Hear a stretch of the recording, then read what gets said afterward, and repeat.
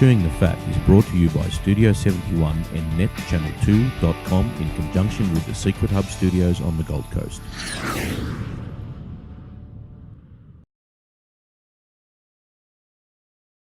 Chewing the Fat, episode 38, 14th of June 2012. And once again, today, tonight, this afternoon, wherever you are, we have Mr. Glenn Goodman. How are you, sir? Good evening. Very well, thank you, Eric. How are you doing? I'm doing very well. It's been a slow news week because Apple took the news cycle for the whole week, pretty much. They did. It's funny how they can encroach on the normal news as well. Yep, that's right. And it gives those people who need to hide from the media a chance to, scuttle away and hide while Apple's out. Yes. So, but in other news, what has been happening this week? Where are you going to start? Well, the big story this week in your part of the world is Baden Clay. Oh yes. I knew he did it. I knew he did it. I think a lot of people were pointing in that direction. But are they sure? Well, I know he's been arrested. Well, innocent until proven guilty. Number one. Number two, they obviously think they've got enough evidence to charge him. We don't know what that evidence is, so that's the interesting part. But even so, that's what they've said. Comments that they've got enough evidence to charge him, some special evidence, or the big whammy of this evidence. But obviously, they still asked him to do a DNA, and he's voluntarily doing a DNA. Well, to not do one, he would look guilty. But I think he's charged. He's charged not only with the alleged murder, he's also charged with allegedly interfering with a corpse. What does that mean? What does that mean when someone's interfering with the corpse? Well, maybe when someone probably murders someone in spot A, maybe moves them to spot B. Okay. So maybe he's done it somewhere, allegedly. Because she was 14K, wasn't she? Down 10. Oh, well, far enough. Put it that way. Yeah. She probably never floated that far. Yeah, no, she wasn't. She probably put in the water. Yes. So is that what that means? Like you were allegedly deceased at one spot and dumped in another? I don't think it was a sexual interference. I just think it was just interfering. Right. So trying to cover up evidence or something. Well, wasn't there talk during the last few weeks that they were interviewing someone and there was a rumor that person was going to get immunity for testifying against him? Oh, I didn't hear that bit. No, I didn't hear that. I'm going to put it out there and say that it was his lover that's got the immunity. I'm not going to suggest that she said anything that's put him behind bars until he gets bail or doesn't get bail, but I'm suggesting that maybe the police have been talking to her. I think what is also disturbing about this and just the psychological drain or the psychological strain that it must put on the children is if this is true, right? If this is true. Oh, no, there's 3 girls involved here. 3 little girls. Yeah. So if this is true, like he's gone through their grieving process. Yep. Supporting them. Yep. Their grief. It absolutely just makes me sick. Like you can feel it in your guts when you think about it, eh? Like he's been there for the grieving process to try and support these 3 girls. If he's actually done this, well, but how many times in the past have you heard stories about the guy fronts up in front of the media and he's bawling his eyes out, please come home, we're worried about you, blah, blah, blah, and then it's him all along. Yeah, well, I know. I think it's terrible. And they've lost the mother, and now the old man's going to go to the can, possibly. It's no good. It's no good. Oh, jeez. So it looks like it's all unfolding. He's not on bail. He's no, they're applying for bail. It's probably going to be in there for another week. But what I don't understand is this: everyone knew what he looked like when she first disappeared, and before they found her, and then they found her. He was at front and center in front of the camera, and everyone knew what he looked like. And they do this all the time. As soon as someone's charged, they pixelate out his face. And I'll show you what I mean. Let's just get this screen grab here. Screen capture. Let me Sorry about this, people. This is good video. But But I'd say why they're doing that is because yeah, look at that. Why do they pick? We know what he looks like. What's the difference now? Do you know when you you can actually see through the blur. If you look at a blurred out picture or pixelated picture, you just go cross-eyed a bit. It's as clear as day. Yeah. Well, maybe it depends on the extent of the pixelation, but yeah. But look, everyone knows that's him. Who's that dude in the back of the car? I don't know. But it must be something to do with because now he is charged. That there must be some law to say maybe because the children are involved. Maybe. Maybe. Yeah. Look, I don't know what. Been proven guilty. Yeah, look, there is some sort of or a moral obligation in there or legal obligation. I'm not sure which. But yeah, I just found that a little bit strange. But yeah, that's a sad state of affairs, mate. That's a sad state of affairs. Well, going up to moving on from that and staying within Queensland. Yes. The LNP opens nominations for Swan and Slipper seats. Oh well, geez, I tell you, won't be anyone going for that. Why don't you run, mate, just for a laugh? Oh, well, good. Because you could just go up there and say, look, if you're not going to vote for me, vote for this bloke. Yeah, the LNP's opened their official nominations for candidates for the Brisbane seat of Wayne Swan, and mining magnate Clive Palmer has declared he wants to contest the seat of Lily. Yep. Which was Slipper's seat. So, yeah, Mr. Palmer apparently has already run billboard advertisements in the electorate. Well, I follow Mr. Palmer's Twitter stream. And today he said announcement on July 1 on whether or not I'm running, and he will run. More billboards going up during the week. Yeah, right. You reckon he'd get in? Yeah. Well, put it this way. Even if he doesn't get in, the fact that he's there will ensure that Wayne Swan loses. That's what's going to happen. Wayne Swan's not going to get his seat back. There's going to be so much bad blood, and he's just going to be slagging off Wayne Swan, and everyone's going to go, oh, well, I'm not going to vote for you, but geez, I'm not voting for Swanee either. That's right. Swanee's going to have to come out with some mudslinging as well, and mudslinging. They'll just get the dirt unit going, mate. Get the dirt file. So as he's a billionaire, so there's limits on donations, right, to the party. But if you're using your own savings, there would be no limit on what. No, you can do what you want. Yeah, if it's your own money. Yeah, it's your own money. He is going to run a massive campaign then. He will spend $10 million on this for one seat for sure. He could give everyone in town $100. Yeah, come and vote for me. Vote early, vote often.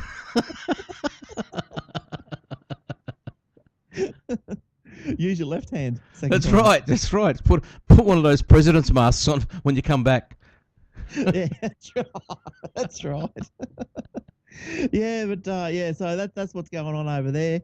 And I don't know. I've got one more little political story. I don't know if you want another little political. Go one? on, yeah, go for it. I've got one. I've got one of my own. All right. Well, I'm just going down the dirt file. Yeah, me too. Go on. Let's talk about the dirt file. What a stupid slag she is. Oh, so the Labor staffers in ministerial offices have been asked to dig dirt on coalition front benches as the government prepares to go onto campaign footing. Now, how scared are they? How freaking scared are they that they need to do this now? You know what? It's more than 12 months till the next election. If they're coming up with a dirt file now, maybe they're thinking, well, the election's going to be soon. We need the dirt now. Ministerial staffers have been asked to dig up details on political opponents' younger days, social media posts, articles in student newspapers, and past and present litigation.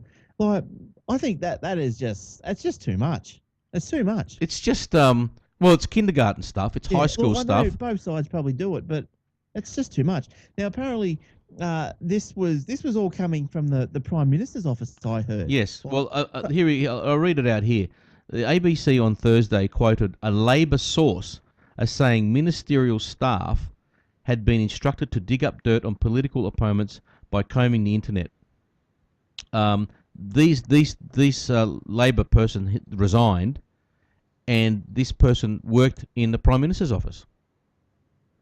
So what does that tell you about this person's loyalty to the Prime Minister? This person, whoever they are, obviously thinks that this woman is no good, and I'm going to release the fact that she's being a cow and a liar. Well, apparently there's also, it's not just with that person. There's disquiet within Labor ranks about all these things, because obviously, as you would, like, this is just, can I say this without offending anyone? But this is more typical of socialist dictators. Without offending anyone. I know what you're going to say. Oh, tread carefully. You reckon? Oh no, I won't say it then. Does it have anything to do with the type of gender you are? Yes. Okay, I'd leave it alone. I'd leave it alone. But you know what I mean. I know what you mean, and you may be correct. Yeah, it's just the way that some of them operate. Yes, it's just the it's way. The let's just say the cat claws. Pitchiness. The cat claws come out unnecessarily. So there's people within the Labor ranks that aren't happy with this. Now, one member of the government telling the ABC and quoting and quoted, looking for shit on Labor's opponents. So obviously he's not very excited about what's come out of the PM office. Well, look, let's make things straight. Both parties have always kept dossiers or files on their opponents, as far as, because you know how sometimes they come up with, all of a sudden they come up with, someone might say something, and and all of them, and automatically they've got to come back saying, well, you said this on this date, because they make sure they keep a track on what their opponents are saying, so that they can rebut them. Right? That's fine. Yeah. I understand that. But this goes further. This is a dirt unit. Let's go right back to high school and see if there's any, dope smoking charges or drink driving charges, so they can bring that up and say, and this goes to his credibility, Mr. Speaker. But can I just point out something else as well? Is that who's paying for this? We are, the taxpayer. This is what they're saying. This is ridiculous. Why should we be, if this is to help the Labor Party get re-elected, why should the taxpayer be paying for this type of? Well, it's crap. Exactly. If they want to have a dirt unit, the ALP, the party, should be paying it, not the taxpayer. Yes, that's right. So apparently all this information gathering, as said in part before, maiden speeches, ministerial records, study trips, fundraising, pecuniary interest, associated travel reports, companies they may have been involved in, and potential issues such as litigation. It was accompanied by a spreadsheet on where to get the information, including newspaper opinion pieces, company searches, student newspapers, social media sites. Yep, past attendance records or yearbooks from high school or university. Maybe look, and this goes further. Then I'll start making phone calls. Oh, when 20 years ago when you were at uni with Tony Abbott, what was he really like? You got any dirt on him? Did he go out with anyone and sort of have any accusations of harassment or that sort of stuff? So they start putting words in people's mouths and then misquoting them, and you know what I mean? It's just foul and filthy. They're just disgusting human beings. I hate to say it. Whoever's listening, social dictators, communist prats, go away. Fair income, you are disgusting human beings. Yeah, it's no good. Look. Obviously, both sides have got their own little dirt files. They have dossiers on one another in order to rebut and challenge what someone's saying. That I can deal with, and that all just comes from the media. So anything that someone says in the media, they clip it out, they put it in their folder, so that they can throw it back at them later. That's completely acceptable. But when you go back to high school, come on, give me a break. Because I know, in the recent Queensland election, there was stuff coming out from 20 years ago and stuff. I'm thinking, just how unlucky is it that someone's come forward or someone's found that? Just thinking, someone's come across. Well, that's what they tried. They tried to get Campbell Newman with this. They got a dirt file on him going back all those years. Didn't they realise that didn't work? It made them look even worse. And now they're trying, hey, guys, let's have a dirt file. Like we did in Queensland, like Anna Bligh did. Yeah. And you know what? The other thing they should do? Buy a Tarago, because that's all you're going to need. Because, I was driving down the road and I was listening to these stories unfold and all that. And I just thought to myself, I had a bit of it was a good moment, actually, because I was there by myself in the car. And I just thought to myself, we are smarter than this. They're trying to... I just hope, mate, that the majority of the Australian people think the way you do. We are awake up to this. Like, with all the news cycle, 24-hour news cycles, and all the information now through the internet readily available, 24/7 news pumped in our face every time you open the Google homepage, whatever. News, news, news, news, news. I think we are smarter than a dirt file. When back in the 80s, remember, was it the 80s or one of the elections where the Labor Party, I think might have been Paul Keating, where they bagged and bagged and bagged one of the policies that the Liberals had, and bagged it with untruths and misinformation. They're doing that now. They're doing it now about the boat people. Julia Gillard said during the week on Q&A or whatever, Late Line or whatever show she was on, that she said, I didn't watch it because I can't stand to look at her, with her red communist jacket, that she said that the Howard's immigration policy was a failure and our system's better. They've had 20,000 people come in. Yeah. And then the next day, Ray Hadley on the radio said, and you lying. He was going off his head. He said, let me give you the facts for people who don't know. In the year, and he could rattle off these facts, in the year 2000, 500 people came in. Or no, 5,000 people came in. And he came up with the Pacific solution. In the year 2001, it was 1,000 people. In 2002, nobody. 2003, nobody. 2005, nobody. Yeah. And in total, the 11 years that he was in, something like 6,000 people came in total. Yeah. In total. Yeah. And this mob have had 20,000 people in 2 years. And they're saying, Howard's solution didn't work and our solution's much better, so vote for us. That's I'm going to swear. I'm trying to make this a non-explicit podcast, but I can't help it. This woman is an absolute liar. Yeah, they're just moronic. That's moronic. It does drive you insane. It drives me up the wall. It really does.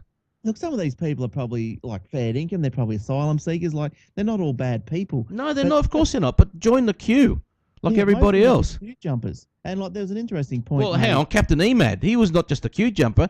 He was a smuggler. But there was a point made quite some time ago. Was like, it's like, what are you doing wanting to come away, desert your country? Why don't you stay there, stand up and fight and help the rest of them? Oh, well, that's a pretty hard call. I would, if I had young kids and there's bullets whizzing around me, I'd want to get out of there too. But I'd try and do it as properly as I possibly could. The thing is, a lot of these boat people, see, what a lot of people don't understand is the legitimate refugees have no money, so they take the proper course and line up like a proper refugee, right? Yeah. The ones that go on the boats have stacks of money because they can afford to pay these guys $10,000 per head to get on the boat. So these people have got money. Yeah. Right? And this is what's wrong about it. They're economic refugees. They want to take their money out of that country before it gets taken from them. But take this further. Like, take this to the next step. So everyone gets paid. So why aren't we catching these people? Like, what are they doing with the money? They're not putting it in the bank. I don't know what they're doing with it. But they must be buying stuff with it. Well, of course. Well, they are. Well, they're look. That's the other thing that gets me. They've got enough money to pay for a boat, but they come in here and they all get housing commission homes for them and their relatives free on our dollar. But they've got enough money for live in the boat. Yeah. So that they've got enough money to pay $50,000 for a family of 5. But we're going to give you a house and the dole and free medical and free dental and a flat screen TV and a $5,000 get started grant. Well, I think that once they're here or on their way here, yes, you've got to help them. The secret is to stop them leaving. What I've been hearing is the reason there are more people coming. It's 14 days into June, and there has been 15 boats. Well, Christmas Island's packed out. Yeah, they can't. Well, and not only that, there's an island off Sri Lanka or something, Cocos Islands or something. Yeah, Cocos Islands, that they're saying we can't take any more people. All these refugees are coming here, and we don't have the infrastructure. Send them away. But the reason there's such a mad rush now, because these people, they're quite smart. They've got money. They're quite smart.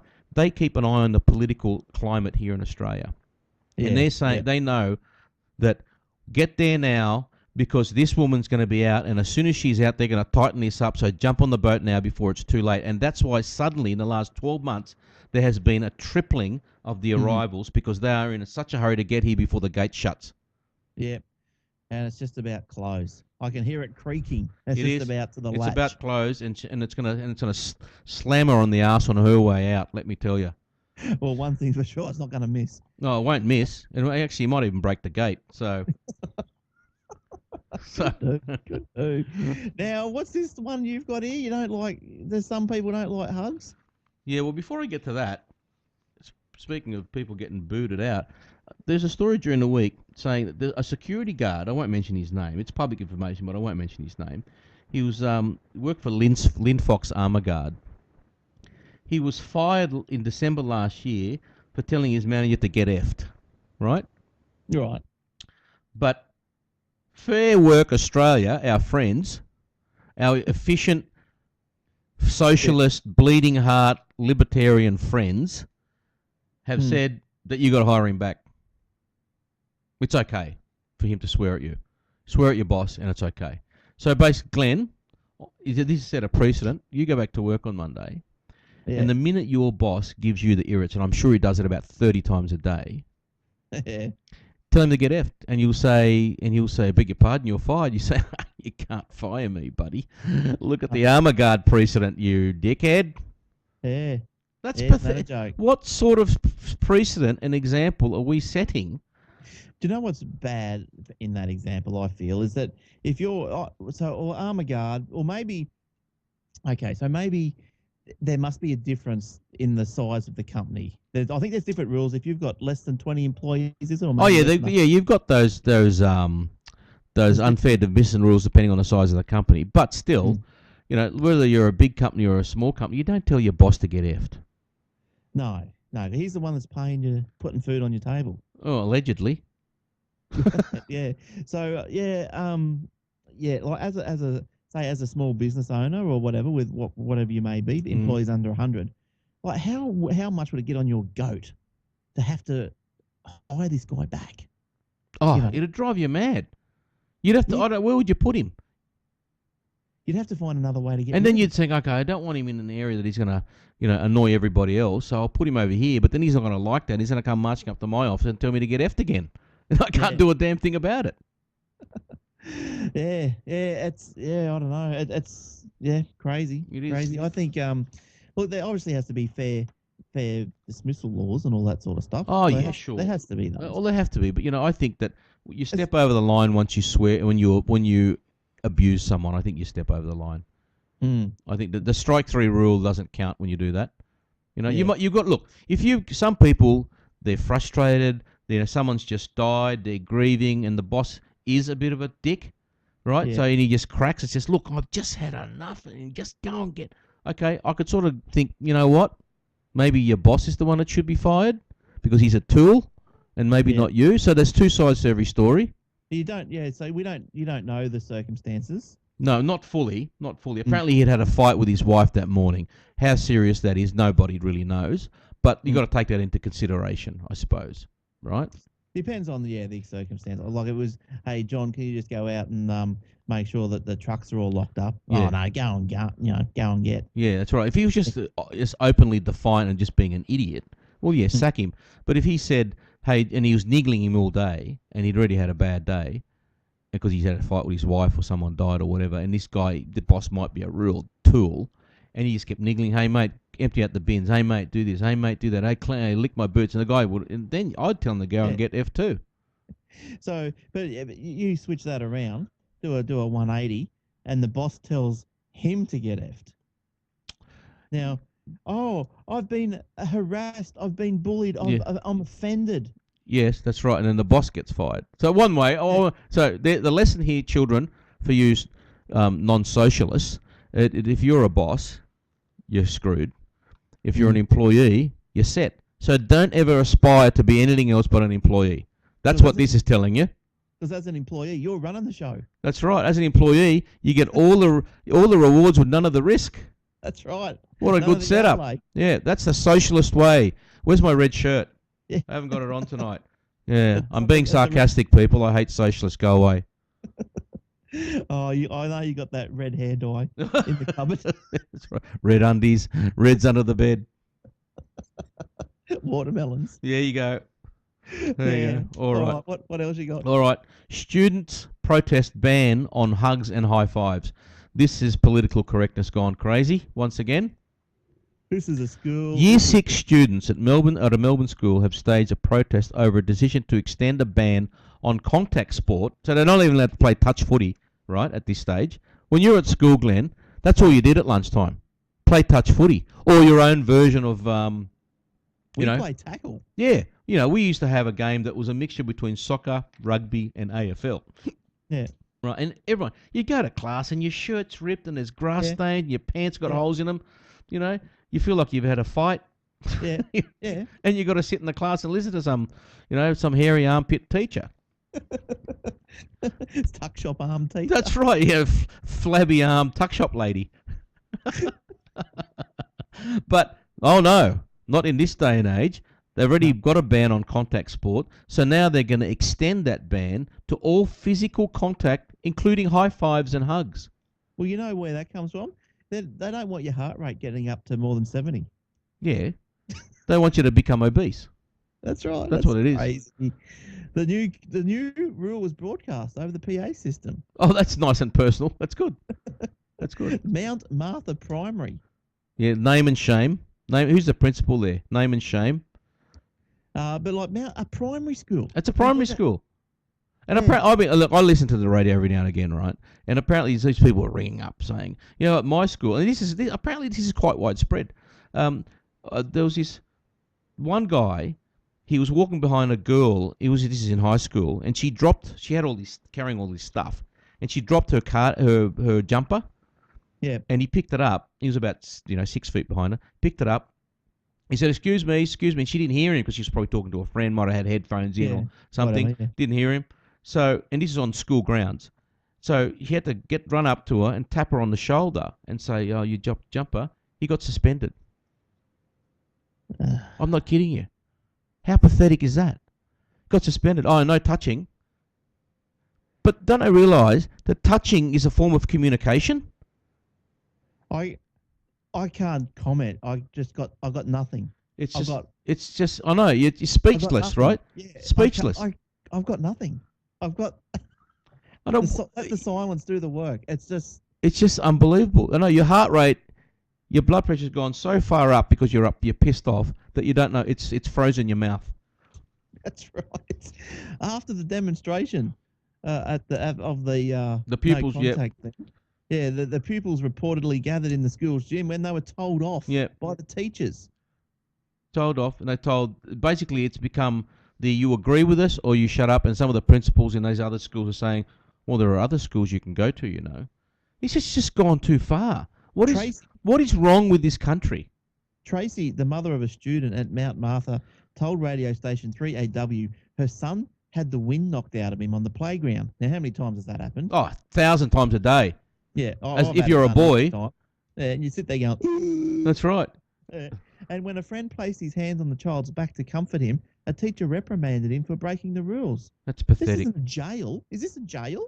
Is this a boys' jail? This is the problem when people can't think for themselves. This is a problem when the thought police run everything, and everything is done by some manual that some bureaucrat has written up that they've got to abide by it. These people can't think for themselves. He's being comforted. It wasn't an inappropriate touching, so it's a case-by-case basis. Mount Martha Principal Judy Beckworth. There we go. Let's name her. Well, you're an F-wit. Yep, you're an absolute F-wit. She said the practice was adopted in response to a number of playground injuries in recent... Like what? See, they're mollycoddling children now. Playground injuries, he fell over and cut himself. That's life. If you don't prepare them for life, what are you going to do?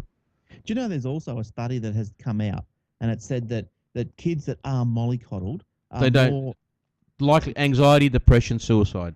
Yeah, but not that. But the report that I was reading or I heard was that the kids, okay, so you mollycoddle them all the school life, all their young years, like overprotect them. Yep. Not allowed to do this, not allowed to do that. Yeah, be careful here, be careful there. Don't jump off that. Yep.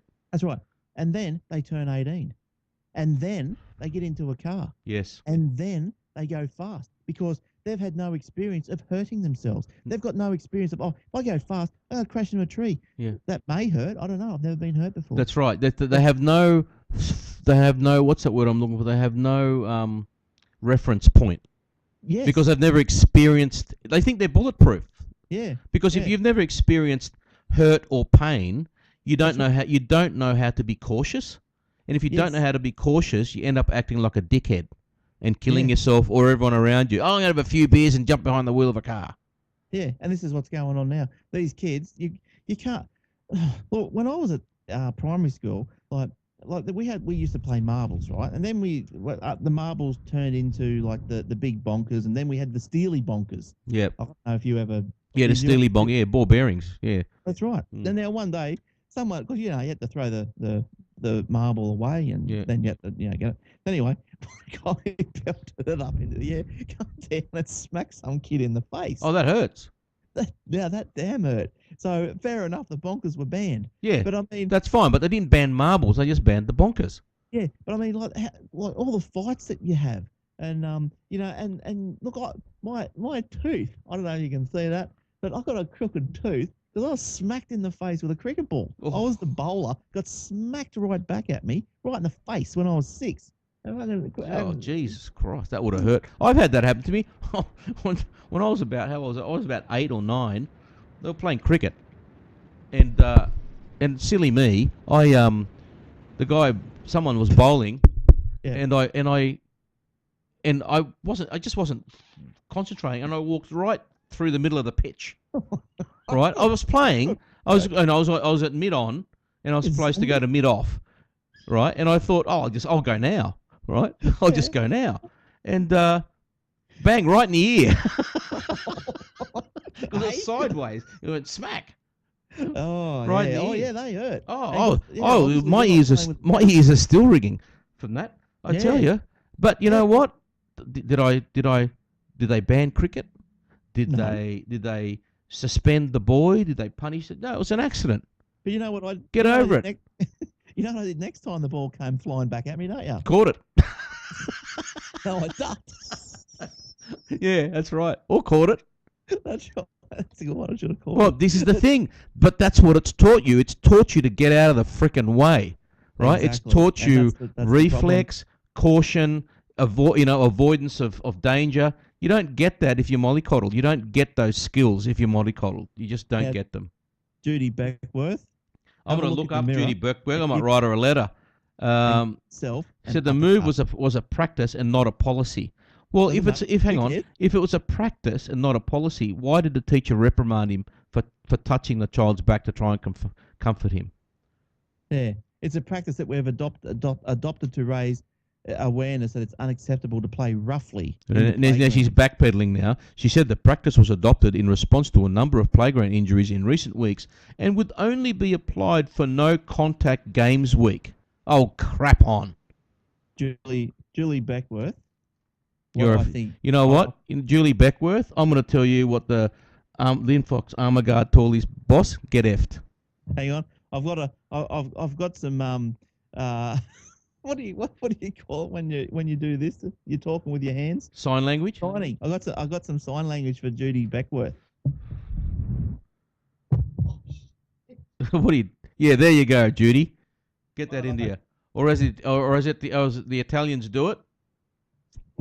Yeah, get one of them in you because you are an F. Get effed. Yeah, get effed. She's got the award for the year. She's an F. Actually, tool of the week. Yeah. Oh, more than that. Tool of the week. Yes. Yeah. Anyway, that's a good note to end it on. The title of the show is Judy Beckworth, You're a Tool. Yeah. So look out for that on iTunes and YouTube. Is brought to you by Studio 7. All right, mate. Thank you, sir. See you later. Bye, everyone. Secret Hub Studios. Bye.